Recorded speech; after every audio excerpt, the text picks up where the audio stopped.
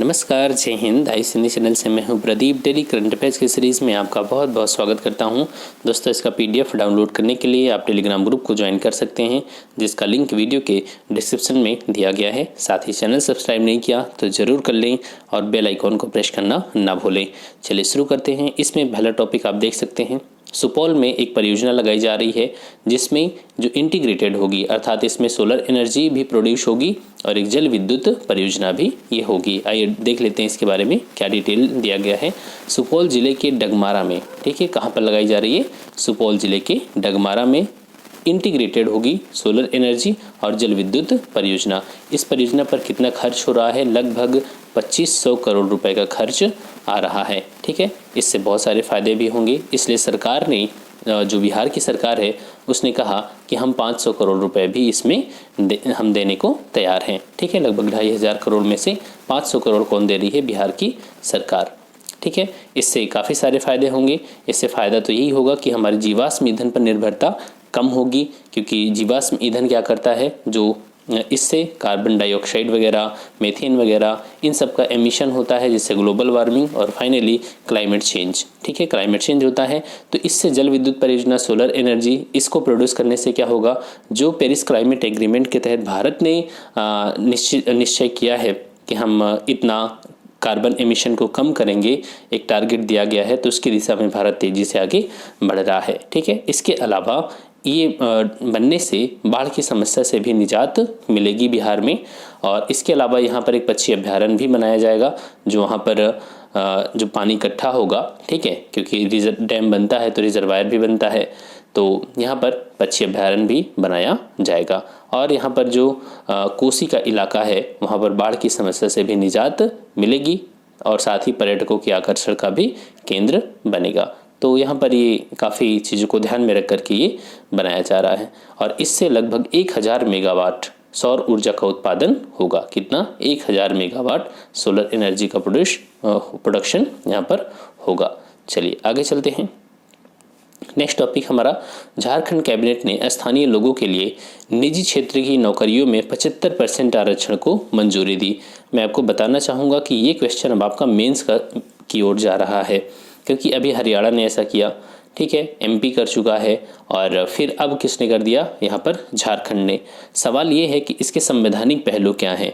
ठीक है, आपका जो मेंस का क्वेश्चन बनेगा तो वो बनेगा कि इससे संवैधानिक पहलू क्या है, ये कहाँ तक सही है, क्या संविधान इसकी इजाज़त देता है या नहीं देता है। तो यहाँ से ये क्वेश्चन जो बनेगा वो मेंस का बनेगा, क्योंकि आर्टिकल 15, 16, ये सब 15 वगैरह कहता है कि निवास के आधार पे किसी से कोई भेदभाव नहीं किया जा सकता। तो आपको इन चीज़ों को ध्यान में रखना है। ठीक है, देखिए, झारखंड कैबिनेट ने स्थानीय लोगों के लिए निजी क्षेत्र की नौकरियों में 75% आरक्षण को मंजूरी दिया। देखिए, सरकारी क्षेत्र में नहीं है, पहला पॉइंट याद रखना है, निजी क्षेत्र में है। ठीक है, 75%। यहाँ पर जो अभी हरियाणा ने कहा था वो 50,000 तक का जिनका वेतन होता है प्रति माह, 50,000 से कम, उनके लिए ये लागू किया गया था। लेकिन यहाँ पर जो झारखंड की सरकार है, उसने कहा कि अगर 30,000 से कम वेतन मिलता है लोगों को और उस कंपनी में, तो वहाँ पर क्या होगा, 75% लोगों को आरक्षण, स्थानीय लोगों को आरक्षण देना जरूरी है। जैसे मान लीजिए कोई कंपनी है, ठीक है, और वहाँ पर जो आपके कर्मचारी हैं उसमें 100 कर्मचारी ऐसे हैं जिनका वेतन 30,000 से कम है, तो इस 100 में से अब आपको क्या करना होगा, जो 75 कर्मचारी हैं वो झारखंड के ही लोग होंगे। ठीक है, 75%। तो और इससे ज़्यादा, और यहाँ पर इसमें बाहरी लोग नहीं आ सकते हैं। अगर बाहरी आपको रखना भी है तो आप 25 लोग रख सकते हैं, उससे ज़्यादा नहीं रख सकते हैं। देखिए, इससे बहुत सी चीज़ें होंगी। आप इसके जब सभी पहलू पर देखेंगे तो कहीं ना कहीं ये उस जो भी राज्य ऐसा कर रहा है वहाँ पर लोग क्या करेंगे, अगर कोई स्टार्टअप लगाना भी चाहता है और उसे बाहर से अच्छे कर्मचारी मिल रहे हैं तो वो वहाँ पर स्टार्टअप नहीं लगाएगा। फॉर एग्जाम्पल, अगर मैं आपको बताना चाहूँ, जैसे नोएडा है, ठीक है, और एक गुड़गांव है, तो गुड़गांव में वो पहले सोच रहा था कि मैं यहाँ पर स्टार्टअप लगाऊं, यहाँ पर ऑफिस खोलूं, और उसमें लगभग 100 कर्मचारियों की उसे ज़रूरत थी। ठीक है, लेकिन अब क्या होगा, अगर वो उसको पता है कि गुड़गांव में या गुरुग्राम में अगर वो ऑफिस खोलता है, स्टार्टअप लगाता है, तो वहाँ पर उसे 75 लोगों, स्थानीय लोगों को नौकरी देनी होगी। अगर वो नहीं देता है तो प्रशासन, आपको पता है, पुलिस पहुँची रहेगी, तमाम कानूनी उससे धमकियाँ मिलेंगी। तो वो क्या करेगा, इन परेशानियों से बचने के लिए वो शिफ्ट हो जाएगा किधर, शिफ्ट हो जाएगा वो नोएडा की ओर। तो यहाँ पर क्या हुआ, जिस राज्य ने ये सोचा कि हमारे लोगों को नौकरी मिले, तो इसका उल्टा परिणाम देखने को मिल रहा है, बल्कि वहाँ से इन्वेस्टर्स जो होंगे वो बाहर निकल जाएंगे दूसरे स्टेट में। तो इसका तो अलग इम्पैक्ट पड़ रहा है, मतलब जो विपरीत प्रभाव देखने को मिल रहा है। होना ये चाहिए था कि ऐसा आप करते कि आप अपने राज्य के लोगों को स्किल करते, उनको उनका स्किल डेवलपमेंट करते, ताकि ज़रूरत ही ना पड़ती कि आप 75% लोगों को हमारी नौकरी दीजिए। ज़रूरत ही नहीं पड़ती। अगर किसी आप सपोज़ आप किसी कोई कंपनी खोलना चाहते हैं और आपको किसी राज्य के ही लोग मिल रहे हैं, उसी राज्य के लोग, और वो हाईली स्किल्ड हैं, तो क्या ज़रूरत है आपको बाहर से लोगों को मंगवाने की? कोई ज़रूरत नहीं है। तो सरकारें कुछ पॉलिटिक्स भी होती है, तो शॉर्ट टर्म गोल को ध्यान में रख कर के सरकारें काम करती हैं, क्योंकि 5 साल ही इनका कार्यकाल होता है, तो बहुत सी चीज़ें हैं। ठीक है, तो आपको इसको मेंस के पक्ष से भी ध्यान में रख करके चलना होगा। तो ये चीज़ आपको याद रखना है। 75% आरक्षण झारखंड ने लागू किया, जहाँ पर वेतन 30,000 रुपये से कम होता है। ठीक है, चलिए आगे चलते हैं। यहाँ पर हरियाणा के बारे में भी बताया गया और यहाँ पर आंध्र प्रदेश के बारे में भी बताया गया है कि आंध्र प्रदेश भारत का पहला राज्य है जिसने स्थानीय लोगों के लिए 75% का नियम लागू किया था। ठीक है, चलिए। इक्वेडोर में संगे ज्वालामुखी का विस्फोट हुआ। इस समय इंडोनेशिया, इक्वेडोर, ये सभी एरिया वो हैं जहाँ पर काफ़ी ज़्यादा सक्रिय ज्वालामुखी हैं, और यहाँ पर संगे ज्वालामुखी का विस्फोट हुआ इक्वेडोर में। ठीक है, अभी इंडोनेशिया में सिनाबुंग ज्वालामुखी का विस्फोट हुआ। लगभग ये जो संगे ज्वालामुखी है, इसकी विस्फोट के बाद लगभग 8 किलोमीटर की ऊंचाई तक राख के जो बादल थे वो उनके साथ ये फटा। ठीक है, तो यहाँ पर काफ़ी ये सक्रिय ज्वालामुखी है, और ये लगभग 2019 से ही ये धधक रहा था, मतलब फटने के कगार पे था। तो और याद रखना आप, जो इक्वेडोर है वो साउथ अमेरिका में एक देश है, और ये रिंग ऑफ फायर के क्षेत्र में आता है। रिंग ऑफ फायर कहाँ पर है? जो पैसिफिक ओशियन का जो एरिया है, पैसिफिक ओशियन का ये पूरा। ठीक है, यहाँ देखेंगे तो आपको ढेर सारे सक्रिय ज्वालामुखी देखने को मिलेंगे। ठीक है, तो यहाँ पर अगर कोई आसमान से देखे तो इसे लगेगा कि यहाँ पर एक रिंग बना हुआ है जिसमें आग लगी हुई है, तो एक्चुअल में ये सभी सक्रिय ज्वालामुखी हैं, तो इसे कहा जाता है रिंग ऑफ फायर। ठीक है, चलिए आगे चलते हैं। ब्लूमबर्ग बिलियनियर इंडेक्स के अनुसार गौतम अडानी के धन में सबसे अधिक वृद्धि देखी गई। कब? यहाँ पर देख सकते हैं आप, जो 2020 का टाइम था उसकी बात यहाँ पर की जा रही है। ठीक है, ब्लूमबर्ग बिलियनियर इंडेक्स के अनुसार गौतम अडानी, मतलब कि यहाँ पर एलन मस्क वगैरह, जेफ बेजोस, सबको पीछे छोड़ करके अगर एक साल की बात करें कि संपत्ति में सबसे ज़्यादा किसकी वृद्धि हुई है, तो वो गौतम अडानी की संपत्ति में वृद्धि हुई है। ठीक है, यहाँ पर देख सकते हैं 16.2 बिलियन डॉलर से बढ़ करके 50 बिलियन डॉलर हो गई है।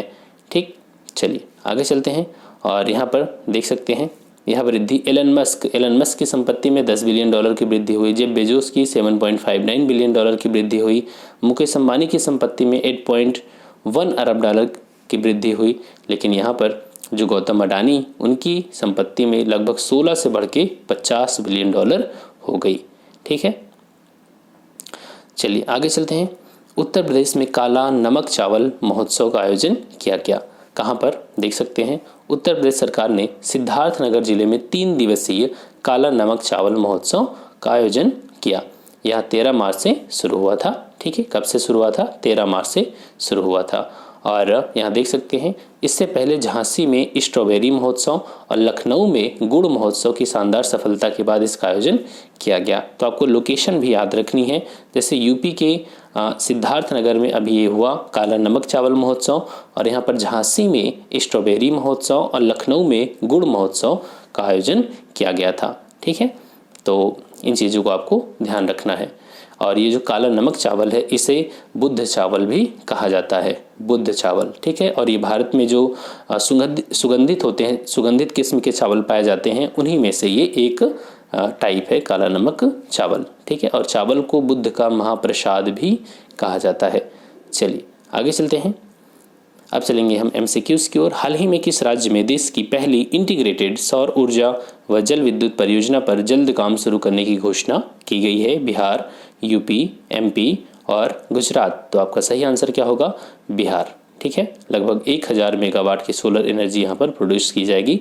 किस राज्य ने हाल ही में स्थानीय लोगों के लिए निजी क्षेत्र की नौकरी में 75% आरक्षण को मंजूरी दिया? हरियाणा, आंध्र प्रदेश, झारखंड, उत्तर प्रदेश। तो देखिए हरियाणा ने तो किया ही किया, आंध्र ने पहले भी कर रखा है, ठीक है। इसके अलावा झारखंड ने भी अभी कर दिया। तो यहाँ पर जो आंसर आपका आएगा वो क्या आएगा, इनमें से एक से अधिक, ऑप्शन ई, ठीक है।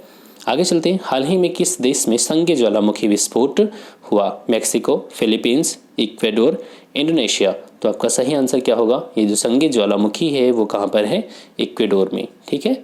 आगे चलते हैं। Next question, Bloomberg billionaire index के अनुसार किसके धन में सबसे अधिक वृद्धि देखी गई? Mukesh Ambani, Gautam Adani, Elon Musk, Jeff Bezos. तो इसका सही आंसर क्या होगा, गौतम अडानी, ठीक है। लास्ट क्वेश्चन, किस राज्य ने हाल ही में काला नमक चावल महोत्सव का आयोजन किया? ठीक है, तो उड़ीसा, छत्तीसगढ़, उत्तर प्रदेश, झारखंड। तो इसका सही आंसर क्या होगा, उत्तर प्रदेश, ठीक है। तो दोस्तों ये रहा आज का वीडियो। आई होप कि आपको अच्छा लगा होगा और प्लीज़ वीडियो को शेयर करना मत भूलना। Thanks for watching, keep smiling.